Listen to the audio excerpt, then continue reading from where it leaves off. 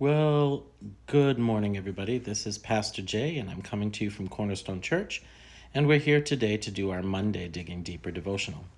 Over the course of the last week, we've been continuing our study and our Digging Deeper devotionals in the Romans Road, and we have been talking about the long game God. And in Romans 1:2, we learned that all the way back in the Old Testament, God had begun working out the plan of salvation and began talking to the world about the plan of salvation through this being called the Messiah.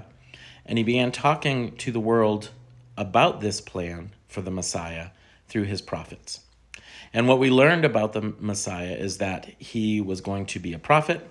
He was going to come to undo the works of the devil, to destroy the works of the devil.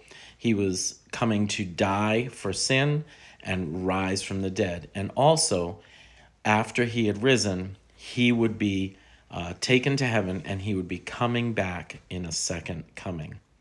And way back in the Old Testament, God predicted this. He talks about how the Messiah will come to the Mount of Olives in Zechariah 14:3-5. This is one of the most specific references to the second coming, and it describes the Lord standing on the Mount of Olives, causing it to split in two, and coming with all the holy ones to fight for Israel. Daniel 7:13-14 talks about how the Son of Man will come in the clouds. And in Acts chapter 2, the angels appear to the disciples as Jesus is taken up into the clouds and say, "You men of Jerusalem, why do you stand here gazing into the sky? Do you not know that the one who has been taken from you into the clouds will so come in like manner?" And so we see that even as Jesus resurrected from the dead and was taken to heaven, the plan was always that he would come back. Why? Because there's a plan that Jesus is going to become the king of the universe, the king of the earth.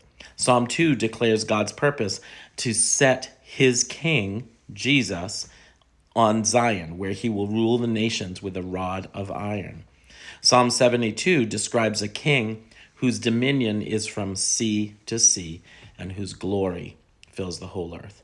So you see the prophecies about Jesus coming to earth, dying on the cross, rising from the dead, ascending to heaven, and coming back in glory are all part of a plan that was laid out in the Old Testament.